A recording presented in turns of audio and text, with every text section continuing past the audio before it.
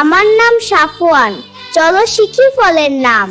A for Apple, বাংলায় apple. এবার আপেলটা খাই। ইয়ামি, আপেল খুব মজা। বি ফর বানানা, বাংলায় কলা। এটা একটা কলা। এবার আমি এটা খাই। সি ফর ক্যারট, বাংলায় গাজর। এই দেখুন, খাই এবার। মজা। ডি ফর ডেট, বাংলা একটা খেজুর। মজা। ই ফর এগপ্লান্ট, বাংলায় বেগুন। বেগুনের সবজি বেশ মজার।